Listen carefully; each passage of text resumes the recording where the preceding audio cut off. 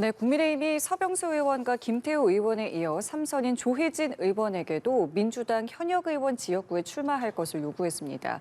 중진들을 향한 험지 탈출이 본격화하는 모습입니다. 한편 민주당 이명백 공관위원장이 사실상 문재인 정부 출신 인사들의 총선 불출마를 공개적으로 요구해 논란인데요. 관련 내용 포함한 정치권 이슈들 서성교 건국대 행정대학원 특임교수 김민아 시사평론가와 함께 짚어보겠습니다. 두 분 어서 오십시오. 안녕하세요. 안녕하세요. 예, 안녕하십니까. 예, 오늘 오전 10시부터 이제 한동훈 국민의힘 비대위원장이 관훈 토론회에 참석을 해서 토론이 진행 중입니다. 저희도 잠시 좀 연결을 했었는데 이 자리에서 나왔던 발언에 대해서 좀 먼저 여쭤볼게요. 총선까지는 이제 최선을 다하겠고 총선 이후의 인생에 대해서는 아직 생각하고 있지 않다 하면서 정치 개혁 꼭 이루겠다 이런 식의 여러 가지 좀 발언들을 내놨는데 좀 어떻게 들으셨습니까? 네, 이제 모레부터 4일간 기나긴 설 명절 연휴가 시작되지 않습니까? 네네. 그런 측면에 봤을 때 한동훈 국민의힘 비대위원장이 이제 취임한 지 약 한 달이 조금 더 지났거든요. 본인이 정치권에 입문하게 된 계기, 그다음에 다가오는 4월 10일 총선을 어떻게 준비하고 있으면서 총선을 어떻게 치를 것인가에 대해서 입장을 밝히는 계기가 되고 있는데요. 예. 공교롭게도 오늘 밤에는 또 윤석열 대통령께서 신년 대담을 통해서 올해 국정운영 방안과 현안에 대해서 밝히는데 네. 여권의 두 축인 대통령과 국민의힘 비대위원장이 이런 큰 화두를 잡고 주도한 것 아니냐 이런 생각이 듭니다. 오늘 제가 모두 발언 자세히 보니까 네. 국민의힘이 지향하고 있는 가치와 철학에 대해서 자세하게 소개를 했고요. 쉽게 말하면 국민의힘이 따뜻한 보수를 지향하고 있다. 공정한 경쟁을 하지만은 그 경쟁 과정에서 어려운 처지에 속한 사람들을 따뜻하게 돌보는, 그래서 따뜻한 보수, 또 한동훈 비대위원장 취임하면서 본인이 격차 해소를 위해서 노력하겠다 이런 이야기를 했는데 그런 국민의힘 가치와 철학에 대해서 좀 소개를 했고요. 두 번째로는 이제 총선 대비해서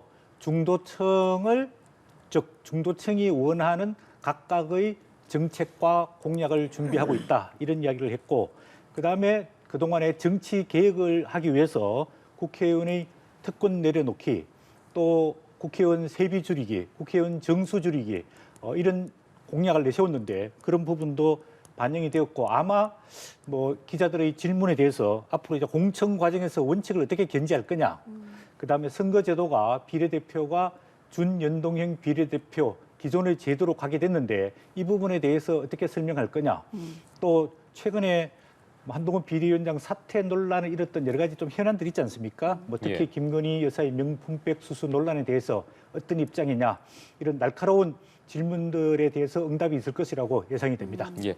자, 이제 설 연휴가 다가오고 있는데 보신 것처럼 한동훈 비대위원장이 설 전에 관훈 토론에 참석을 했고 또 오늘 밤에 윤석열 대통령의 방송 대담이 방영될 예정이지 않습니까? 좀 민심 잡는 데 좀 움직임이나 영향이 있을까요? 국민이 기대하는 것보다 더 나아간 입장 표명이라든가 그러한 것들을 보여줘야 사실은 효과가 있는 것이죠.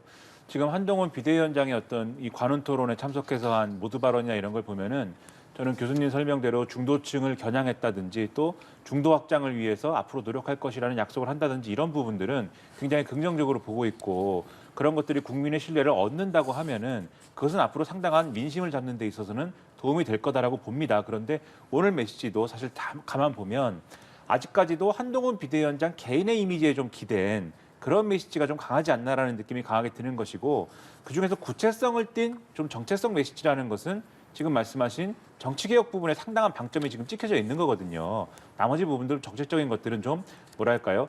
방금 말씀드린 것처럼 한동훈 비대위원장이 좀 젊고 그리고 기존의 이제 국민의힘 출신이 아니고 그런 점에 좀 기대고 있는 것이고, 구체성을 띈 거는 정치개혁 메시지인데 그 정치개혁 메시지 중에서도 의원 수를 줄인다든지 세비를 줄인다든지 이런 부분들은 실현 가능성이라든지 그리고 그것대로 좋은 점도 있겠지만 그게 그러한 조치가 불러올 역효과라든지 부작용이랄지 이런 것들에 대한 우려가 같이 제기돼 있는 거 아니겠습니까? 그러면은 여기에 대해서 그러면 지금 정치개혁에 대해서 얘기했지만 우려라든가 부작용에 대해서는 어떻게 생각하고 있는가에 대해서 추가적인 입장이라든가 답변이라든가 반론이라든가 이런 게 구체적으로 나와야 되는 거거든요.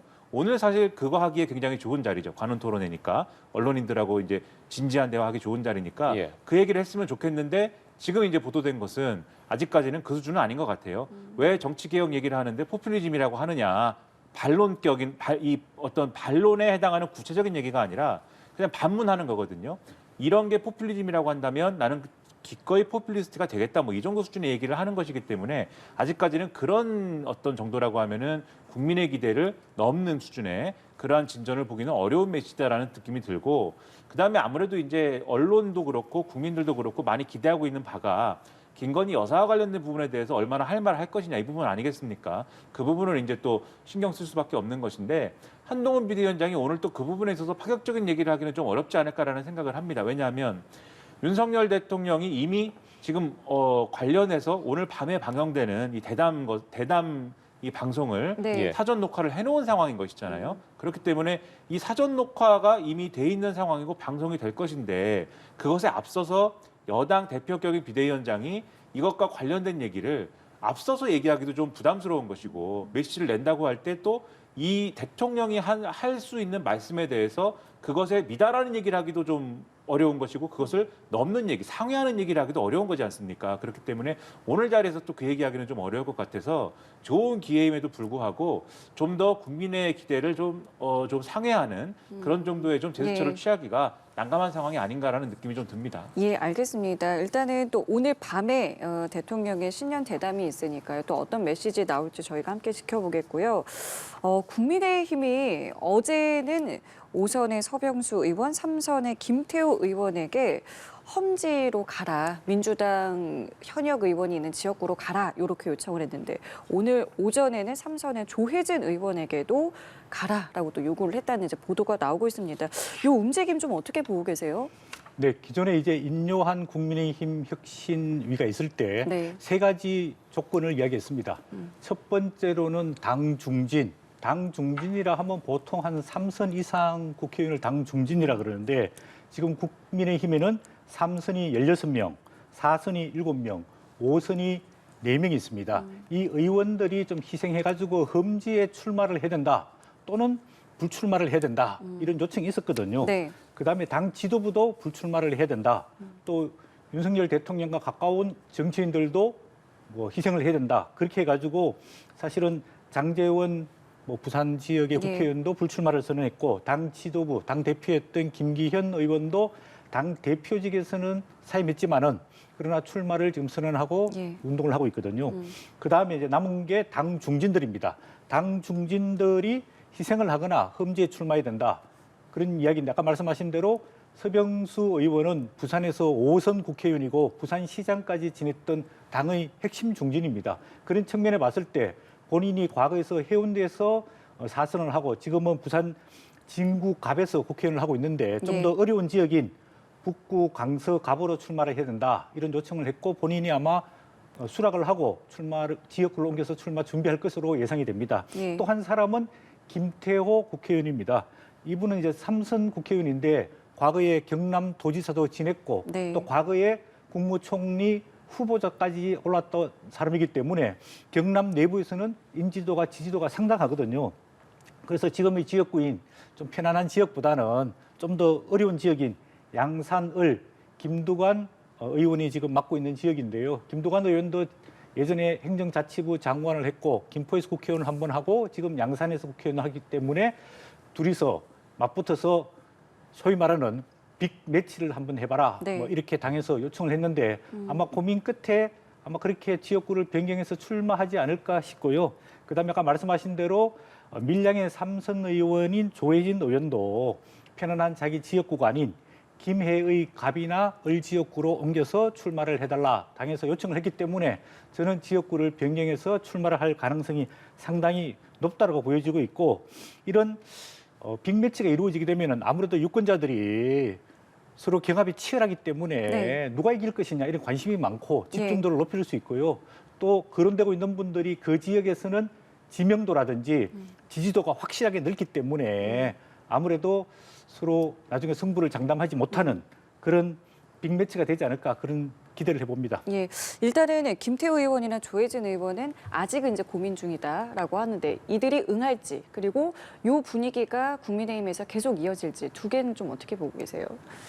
뭐 지켜봐야 될 문제로 보입니다. 그러니까 국회의원들이 지역구로 옮겨서 출마하거나 불출마를 하거나 할 때 상당히 많은 고민할 수밖에 없는데 전날까지 모르는 거거든요. 사실 그 결단하기 전날까지. 예. 그러니까 두 개 입장을 다 써놓고 마지막까지 고민한다라는 얘기가 나올 정도로 그 정도로 이제 모르는 것인데 다만 김태호 의원의 경우에는 이미 이제 좀 뭐랄까요 전적이 있어요. 지난번에 이제 총선에 있어서는 본인 지역구에 출마를 하려고 했는데 당시 당 지도부가 창원 성산에 나가라고 하는 경고를 했는데 그것을 뿌리치고 무소속 출마를 해가지고 좀 당선돼서 돌아온 거 아니겠습니까? 그쵸. 그런 전례가 있었던 것인데 예. 그런 전례가 있는데 이번에도 만약에 이것을 거부하고 또 무소속 출마라든지 이런 선택을 할 경우에는 네. 상당히 좀 어려운 또 훨씬 더 어려운 상황에 빠지는 거 아니겠습니까?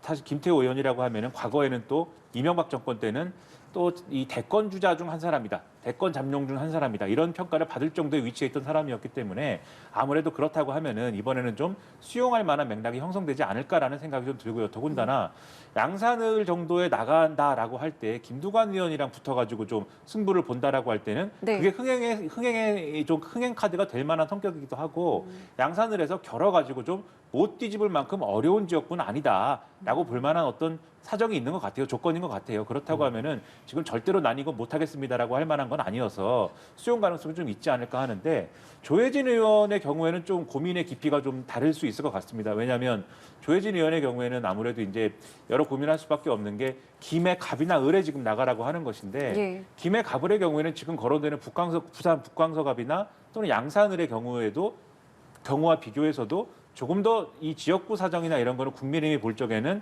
조금 더 어렵지 않을까라는 생각이 좀 들거든요. 그래서 고민이 깊을 것 같은데 마찬가지로 당의 권유기 때문에 이런 부분들을 뿌리칠 수 있을 것이냐에 대해서 상당히 많은 고민이 필요할 걸로 보이고 그다음에 다른 언론 보도나 이런 걸 보면은 지금 김기현 의원에 대해서도 지금 원래 울산 남구 을인데 다른 지역구 나가라고 하는 거 아니냐 이 얘기가 있거든요. 울산 북구라든지 뭐 이런데 지금 민주당 이상원 의원인데 이런 쪽으로 나가라라고 하는 건데 김기현 의원의 경우에는 더더욱 아마 결단하기 어려운 조건에 놓일 수도 있을 것 같다라는 생각이 듭니다. 그래서 이게 지금 서병수 의원이 사실상 나는 그러면 이 권고에 대해서 수용하겠습니다라고 얘기를 하면서 영남권에 좀 중진 의원들을 재배치하는 분위기가 쭉 이제 형성되고 있는 것 같은 그림이 처음에 만들어졌지만 예. 뒤로 가면서 좀 이것에 대해서 중진 의원들이 몸을 사리고 현역 의원들이 거부를 하거나 이런 그림이 만들어지면은 확 꺾이는 것이어서 좀 힘을 좀 줘야 될 거거든요. 지도부 입장에서는. 네. 여기 어떤 결과로 나타날 것인지가 상당히 포인트인데 좀 지켜봐야 될 것 같습니다. 예. 어쨌든 여당 내 이렇게 소위 이른바 자객 출마로 다선의 중진 의원들이 빠지게 되면 누군가는 그 자리를 채워야 할 텐데 사실 지금 윤석열 정부 출신 인사들이 좀 양지 출마를 향하고 있다라는 부분과 관련해서도 비판이 나오고 있는 상황이지 않습니까? 예, 그렇습니다. 지금 윤석열 대통령 청와대 대통령실에서 근무해서 이번에 공천 신청한 숫자가 약 38명 정도로 알려지고 있습니다. 주로 이제 뭐 서울 수도권에도 있지만은 뭐 부산 또 뭐 경남 또 강남 지역에 뭐 공천 신청을 한 것으로 지금 이제 보도가 되고 있습니다.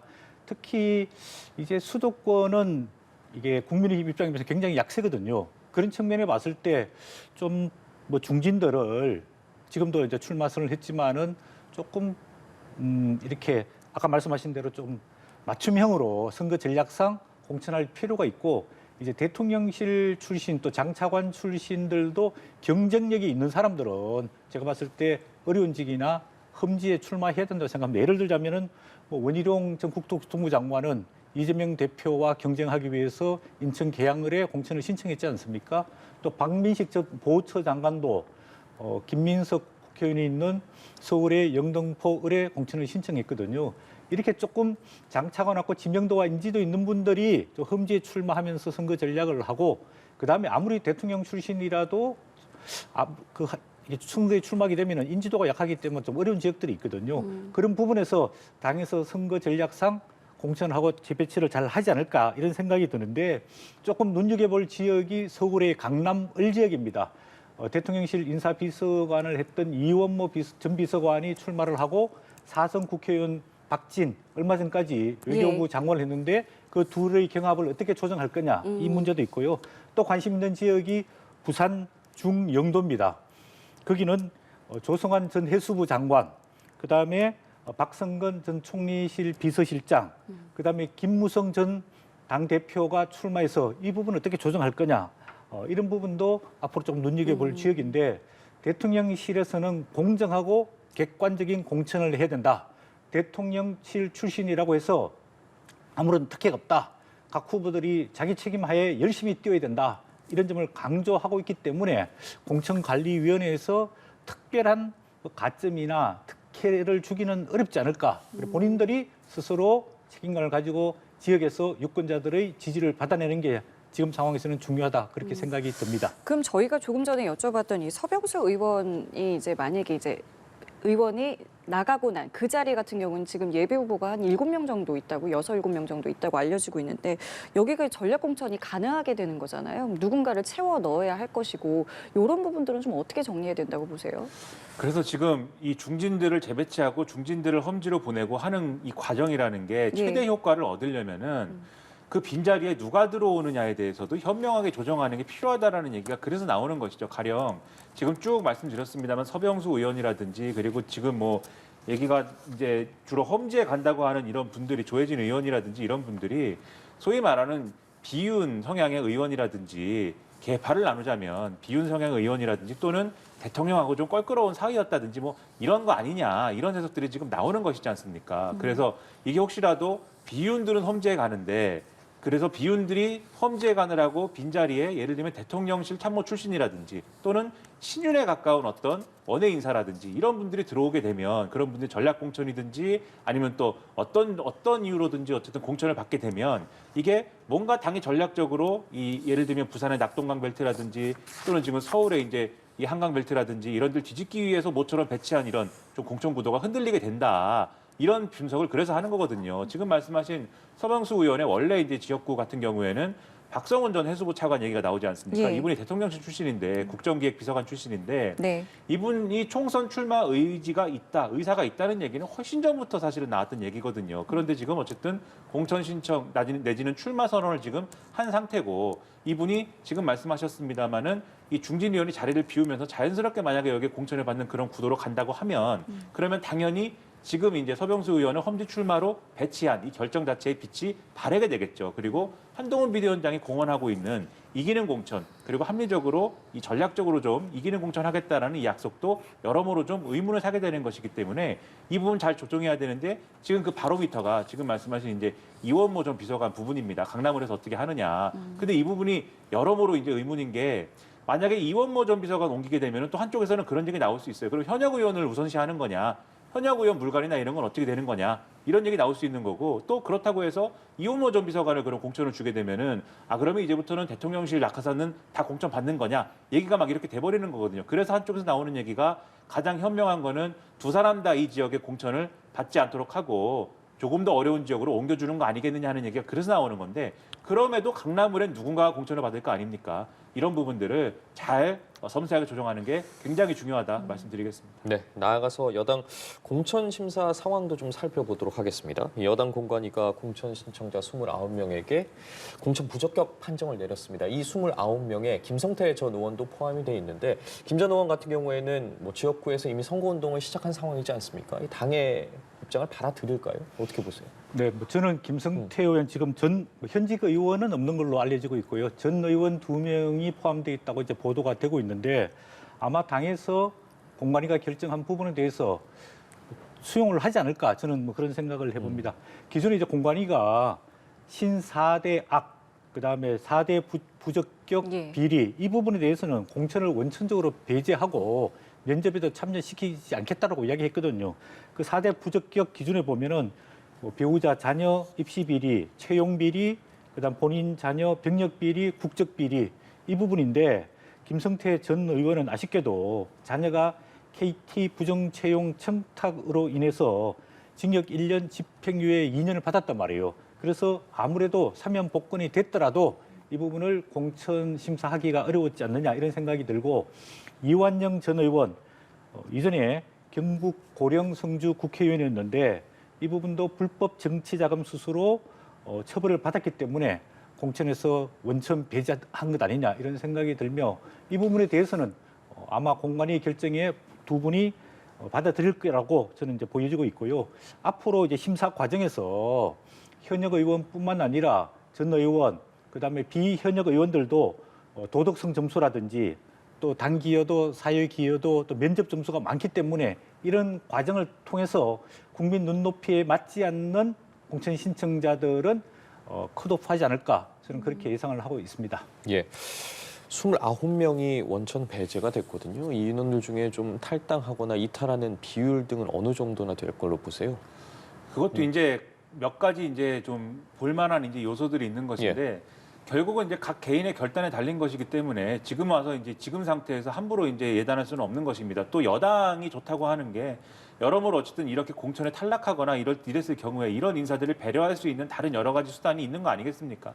정권을 맡은 입장에서는 그런 것들이 있기 때문에 결국에는 탈당을 이제 좀 선택하거나 무소속 출마를 하는 경우에는 그 무소속 출마를 함으로 인해서 자기가 얻을 여러 가지 이제 유무형의 이익이 있어야 이제 하는 것이거든요. 가령 무소속 출마를 해도 당선이 될 것이다라는 믿음이 있다든지 또 무소속 출마를 해도 예를 들면 15% 이상의 어떤 그러한 득표를 할 수 있어서 선거 비용을 보전받고 그걸 통해서 어떤 정치적인 영향력을 유지를 하는 것으로 기후를 도모할 수 있다든지 뭐 이런 효과가 있어야 되는 건데 방금 말씀하신 뭐 김성태 전 의원이라든지 이런 분들은 그런 효과를 기대하기가 어려운 지역이고 또 개인적인 조건이에요. 그렇기 때문에 저는 합리적으로 판단한다면 이분 같은 경우에는 무소속 출마라든가 탈당을 하기 어려운 거 아닌가라고 생각을 하는데 굳이 지금 기자회견을 하겠다라는 거는 예. 그 가능성을 열어놓고 있다는 거 아니겠습니까? 그렇다면 그 가능성을 열어놓는 거는 오롯이 이제 개인의 판단, 개인의 결단인 거거든요. 여기까지는 예상하기 어려운 거여서 요거는 이제 확신할 수 없는 것이다라는 말씀드리고 또 하나 이제 볼만한 게 혹시 제3지대에서의 앞으로 움직임이나 흐름이 어떻게 될 것이냐. 그래서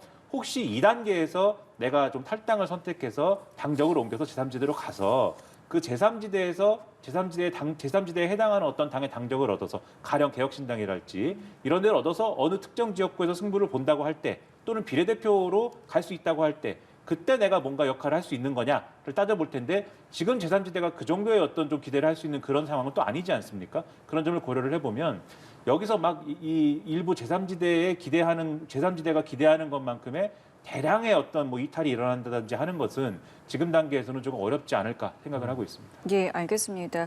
자, 이번엔 민주당 상황도 살펴보겠습니다. 이명백 민주당 공관위원장이 총선 지역구 예비후보 1차 심사 결과를 발표하는 자리에서 윤석열 정부 탄생 책임론을 거론하면서 사실상 문재인 정부 출신 인사들을 겨냥해서 이제 논란이 좀 되고 있는데요. 관련 발언 직접 한번 들어보시죠. 명예혁명 공천이 되기 위해서는 첫째, 1차 공천 심사 결과 발표 명단에 들어가 있지 않는 선배 정치인 분들은 후배들을 위해 길을 터줄 수 있도록 책임 있는 결정을 해 주시길 다시 한번 부탁드립니다. 둘째, 본의 아니게 윤석열 검찰 정권의 탄생의 원인을 제공하신 분들 역시 책임 있는 자세를 보여주시기 바랍니다. 그러니까 누구라고 말한 건 아니에요. 근데 이제 들어보면은 선배 정치인 분들이 후배를 위해 길을 터달라. 그리고 윤석열 정권의 탄생의 원인을 제공하신 분들 역시 책임 있는 자세를 보여달라. 어떻게 해석해야 되는 겁니까? 네.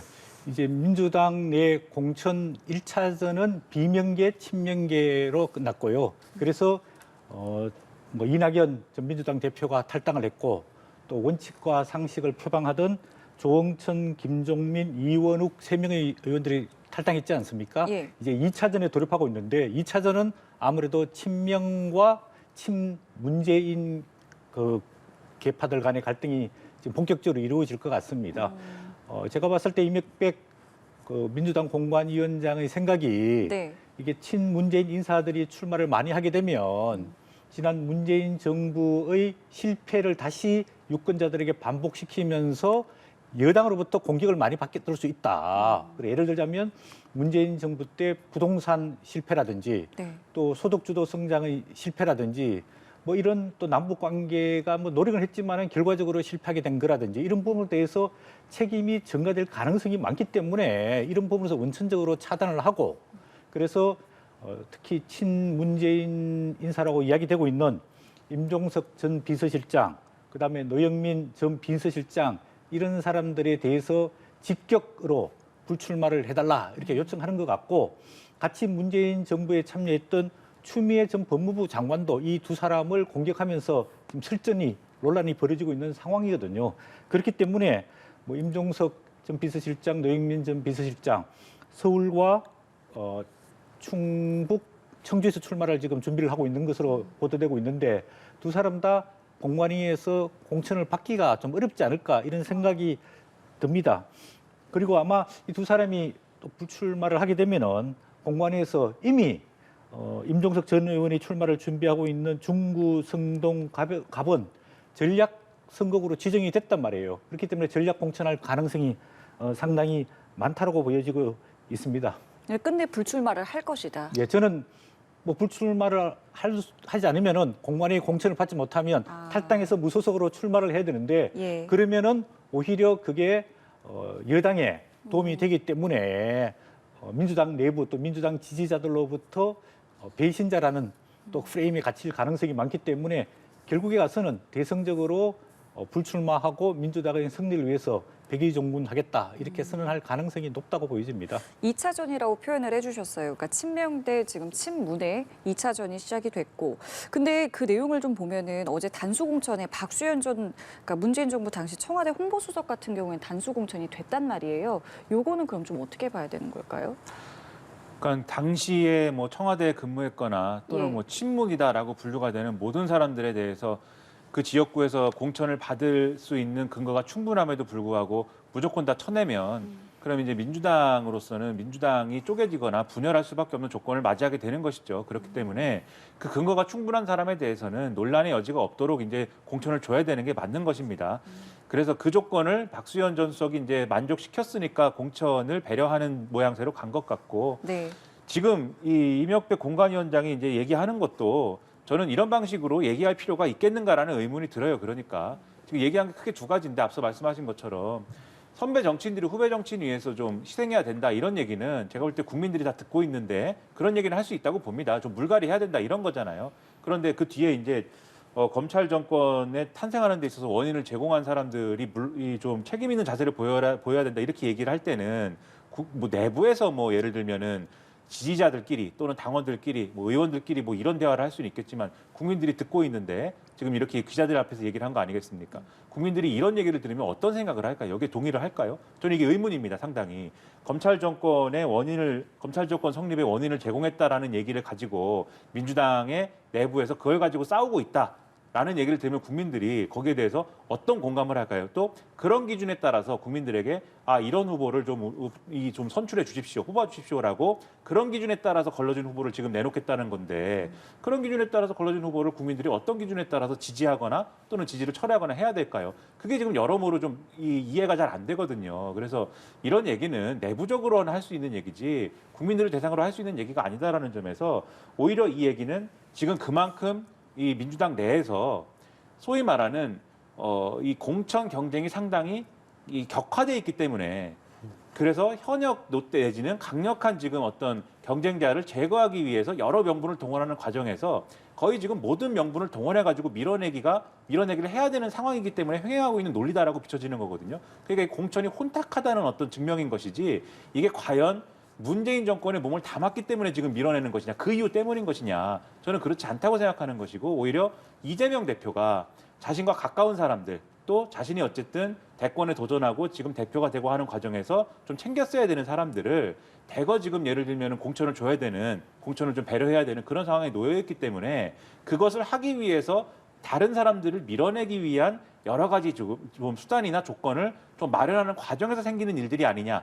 이런 생각을 가지고 있습니다. 그렇기 때문에 오히려 문재인 정권의 몸을 담았다 아니다가 기준이 될 수가 없는 거를 보여주는 게 오히려 이 박수현 전 수석의 공천이 아니냐 이런 얘기를 하는 거죠. 하지만 이유가 어떠하든 어쨌든 지금 이런 발언들이 나왔고 이제 사실상 이제 누군가를 지명한 것이다. 이제 그런 이제 인물들도 나오고 있는 마당에 그 인물들은 앞으로 어떻게 할 것으로 보이고 또 이 부분은 그러면은 여기서 끝나지 않고 이제 계속 지속될 것 같단 말이죠. 이 분위기에 대해서는 좀 어떻게 생각하세요? 그러니까 민주당은 지금 구조적인 난국에 처해 있는 것이죠. 그러니까 지난번에 의석수는 굉장히 많이 얻었는데 총선에서 그 이후에 대선도 지고 지방선거도 지고 하면서 이 의석수가 많이 확보된 거에 비해서는 이번 총선에서는 그만큼의 의석수를 다 지키지 못할 것으로 예상되지 않습니까? 그런데 또 그 의석수에 도전하는 도전자들의 압력이라는 것은 굉장히 많아져 있고 여기에 또 이재명 대표가 배려해야 되는 어떤 의석수가 또 많이 필요한 것이기 때문에 경쟁이 격화되어 있는 이런 상황에서 어떻게 그럼 이것을 좀 이 기준을 세워가지고 공천을 할 거냐 이걸 가지고 지금 싸우는 것인데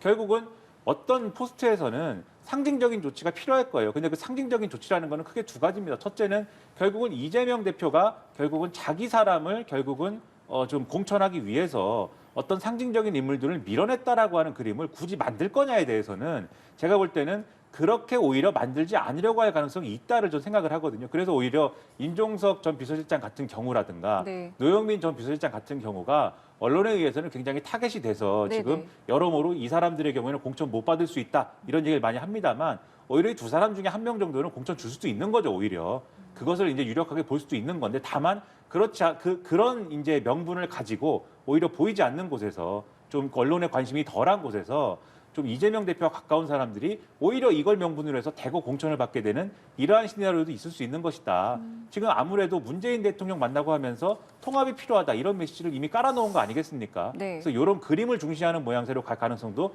충분하다 이렇게 봐야 되는 겁니다. 예, 네, 알겠습니다. 저도 뭐 김민아 우리 뭐 평론가님 뭐 의견에 뭐 여러 부분 동의를 하는데요. 네. 첫 번째는 이제 총선에 가장 중요한 게 선거 구도입니다. 네. 어떻게 민주당이 선거 구도를 잡아갈 거냐. 결국은 이제 윤석열 정부 심판론으로 잡아갈 건데 친문재인 인사들을 만약 공천을 주게 되면은 문재인 정부 심판론이 일부 나오기 때문에 그런 부분에 대해 가지고 선거 구도를 단순화하기 측면이 있고요. 또 지금 이제 공천이 본격화 들었기 때문에 민주당과 국민의힘 공천 경쟁이 벌어지게 됩니다. 과거에도 보면은 어느 당이 현역 의원을 20% 잘랐느냐, 30% 잘랐느냐, 35% 잘랐느냐 이게 경쟁의 기준이 되거든요. 그런 측면에 봤을 때 국민의힘은 중진들이 험지 출마를 하는데 민주당의 전직 의원들 또 현역 의원들은 어떻게 개혁 공천을 하느냐 이 경쟁이 있고요. 마지막 세 번째로는 결국은 민주당은 앞으로 이재명 당화를 어떻게 만들어 가지고 다음 지방선거와 대선을 준비할 거냐. 쉽게 말하면 반 이재명, 비 이재명들을 다 정리하면서 이재명 당화하는 그런 과정이 있다고 보는 게 간단할 것 같습니다. 예, 알겠습니다. 이번엔 주제를 좀 바꿔보겠습니다. 뜨거운 하두죠. 선거제도와 관련해서 이야기를 나눠볼 텐데 자, 민주당의 의총에서 준연동형 비례제 만장일치로 추인을 했습니다. 이런 가운데 제3지대가 오늘 이 통합형 비례대표 선출 논의를 위해서 제3지대 통합공관위 추진회의에 들어갔거든요. 이에 이준석 대표도 상당히 환영을 했고 이낙연 대표는 좀 신중한 입장을 보이고 있는 것 같은데 제3지대 통합공관위 구성될 수 있을 거라고 보세요? 소위 이제 비명의 3인방이 갈라지면서 김종민 의원이 이낙연 전 총리하고 같이 창당을 하는 그림을 만들고 나머지 두 명은 이탈을 하면서 사실상 하나의 정당으로 합하는 그림은 많이 이제 좀 채색되지 않았는가 했는데 지금 그 불씨를 살리기 위해서 여러 노력을 하는 것이고 그 노력 중에 하나가 지금 이제 통합 공관위를 통해서 뭔가 이제 공천을 공동으로 하는 그림을 만드는 것을 시작으로 빅텐트를 만들어 보자 이 논의를 하는 것 같아요.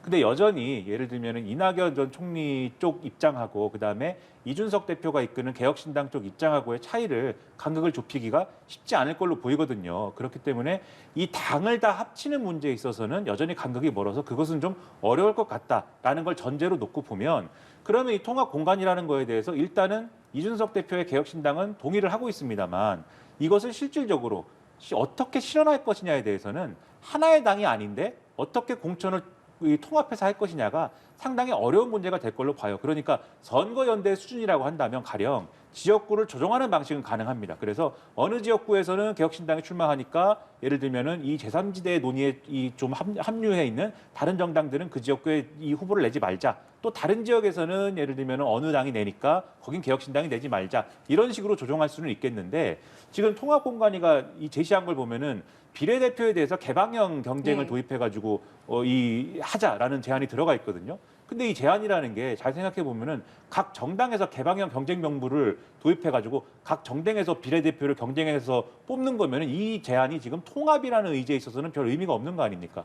하나의 비례 명부를 가지고 공동으로 만들어야 의미가 있는 것이고 그렇게 되려면 제3지대에 해당하는 정당들이 따로 위성정당 만들어야지 이게 가능한 거거든요. 근데 그 합의를 할 수 있을 거냐, 이거 의문인 것이고, 그다음에 이전에 개혁신당 쪽에서 해놓은 얘기들을 보면은 비례는 따로 하는데 지역구에서 기호를 통일하자 이 얘기가 있었어요. 그 얘기는 뭐냐면은 각 정당이 이 비례대표는 따로 내는데 지역구 후보를 낼 때는 지역구 후보만 또 소속돼 있는 당을 따로 만들어야 된다라는 취지로 들리기도 하거든요. 그래서 통합 공간이라는 게 결국은 같이 후보를 조정하자는 취지는 좋은데 그게 어느 수준에서 저는 합의가 되는 것이냐. 만약에 비례정당을 함께 하는 것까지 합의가 되면은 그나마 그래도 좀 빅텐트가 반 정도는 세워지는 것이다라고 얘기를 할 수 있겠지만 슬로건이라든가 뭐 색깔이라든가 이런 것 정도 맞추고 기호라든가 이런 건 다 따로 나가는 거다라고 하면은 그게 어느 정도의 파급력을 가질까에 있어서는 의문인 것이라서 지켜봐야 될 문제다라고 생각을 합니다. 네, 짚어주신 것처럼 이번 좀 통합 공관위 추진을 통해서 제3지대가 하나가 될 수 있을지 또 나아가서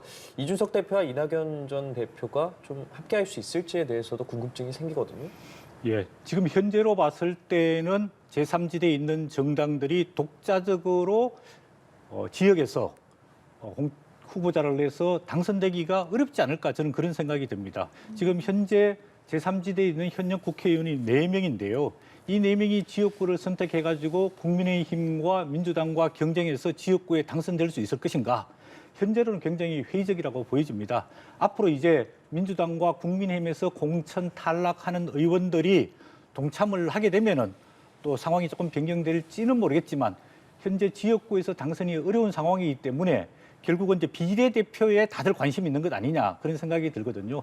그런데 지금 준연동형으로 가더라도 비례대표에서 의석을 배정받으려면 지역구에서 5명 이상 또 비례대표로 3% 이상을 획득해야지 비례대표 배분에 참여할 수 있거든요. 지난번에 보면은 위성정당을 만든 뭐 민주당의 더불어시민당 또 지금의 국민의힘이 만든 위성정당 미래한국당이 대부분의 의석을 다 차지했거든요.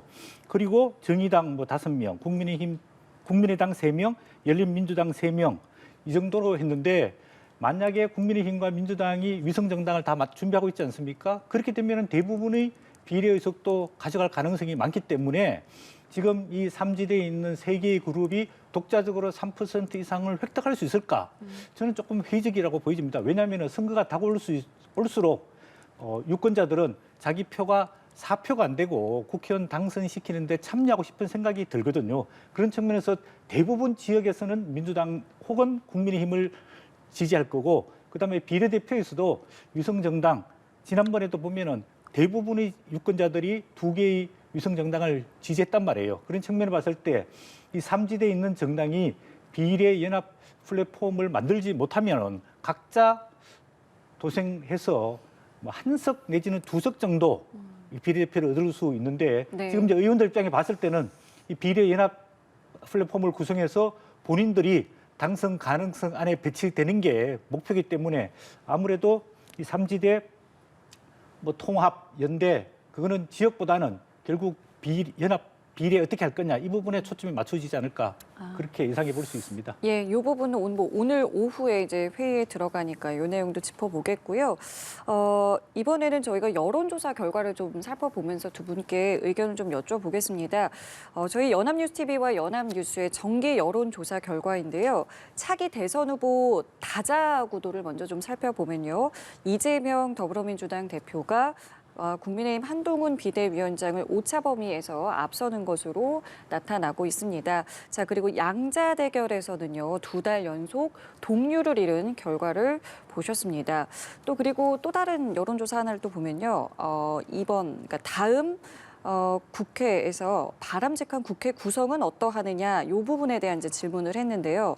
여당과 야당이 다수당이 돼야 된다라는 이제 답이 각각 30%대 초중반이었는데 제3지대를 택한 응답자도 이제 20%가 넘는 결과를 보았습니다. 이게 다시 말하면 그러니까 조사 대상 5명 가운데 1명은 국회에 제3지대 후보가 많아야 된다라는 이제 생각을 갖고 있다라는 이제 뜻으로도 해석을 할 수가 있는데요. 총선을 앞두고 이제 저희가 3가지 이제 여론조사 결과를 함께 보셨습니다. 좀 어떤 것들을 눈여겨 보셨는지 저희가 한 1분 각각 1분 정도 드릴 수 있을 것 같은데요. 먼저 좀 대답 부탁드릴게요. 그러니까 지금 상황에서 이제 차기 대선 주자를 묻는 질문은 사실 이게 온전하게 차기 대권에 대한 어떤 여론조사로 유권자들 입장에서는 좀 받아들이기는 어려울 것이고 윤석열 대통령, 그러니까 윤석열 대통령의 국정수행 지지율과는 별도로 요거는 좀 어느 정도 영향을 분리한 상태에서 양당의 어떤 결집력이랄까 뭐 그런 것들을 좀 측정하는 그 정도의 어떤 의미를 가질 것 같아요. 그러면은 양당 지지층 또는 연성 지지층까지 포함해가지고 양당 지지층의 결집도는 계속 이제 확인되는 바지만 상당히 최고조에 이르고 있다. 이런 거를 이제 확인할 수 있는 지표를 우리가 봤다. 이렇게 얘기할 수 있을 것 같고, 그다음에 또 하나는 제3지대 후보가 당선 좀 힘을 써야 된다라는 응답 자체는 항상 이렇게 물어보면 많이 나오는데 그 제3지대에 해당하는 정당에 대한 지지를 물어보면 그렇게 높지 않은 수치가 나오는 것이 확인되고, 아까 대선 주자들에 대한 얘기를 들어봐도 이 제3지대에 포함되는 제3지대에 들어가는 대권주자에 대한 지지율이 그렇게 높지 않게 나오지 않습니까? 제3지대에 대한 기대는 여전히 많이 있지만 제3지대에 들어가 있는 정당들이 그 기대를 충족시켜주지 못하고 있는 현실이 또 여기서도 드러나고 있는 거여서 제3지대가 필요하다라고 생각하는 국민들도 결국은 이 양당의 연성 지지층으로 좀 흩어질 가능성이 있는 거다라는 걸 보여준다, 이렇게 말씀드리겠습니다. 예. 예, 간단히 말씀드리면 차기 지도자 지지도는 아까 말씀하신 대로 양 그 정당 지지자들이 이제 결집되고 있다, 이렇게 보여지고 있고요. 이제 선거 전략상 지금 이제 총선은 아무래도 정권 중간 평가론 또는 심판론이 강하기 때문에 한동훈 비대위원장이 이재명 대표보다 지지율 오차 범위를 넘어서는 지지율을 받아서 한동훈 대 이재명 이 구도로 가게 되면은 여권이 조금 선방할 수 있는데, 비슷하게 나오는 것은 결국은 개인적 지지도보다는 정당 지지가 결집되고 있다, 이런 생각이 들고요. 그다음 제3지대 두 가지인데요. 하나는 기존 정당에 대한 실망감 크기 때문에 제3지대 기대감이 큰데, 제3지대를 지지하는 사람들은 결국은 세 가지로 갈라집니다. 끝까지 제3 후보를 지지하는 성향, 그다음에 결국은 양 정당, 민주당이냐 국민의힘으로 갈라질 가능성이 크고, 그다음 세 번째로는 결국은 투표를 하지 않을 가능성이 크거든요. 왜냐하면 양당 정당 지지율은 35, 33이니까 두 개 합치면 68이거든요. 예. 보통 국회의원 총선 투표율이 65% 전후거든요. 예. 그렇기 때문에 이 제3지대를 지지하는, 즉 기존 정당에 실망하는 이런 유권자들이 결국은 투표에 불참하는 사람들이 많기 때문에 이 부분들을 양당이 어떻게 흡수하느냐, 제3지대가 흡수하느냐, 이게 총선 승리의 관건이 될 것 같습니다. 예, 오늘 두 분 말씀 여기까지 듣겠습니다. 서성교 건국대 행정대학원 특임교수, 김민하 시사평론가와 정치권 이슈 짚어봤습니다. 고맙습니다. 감사합니다.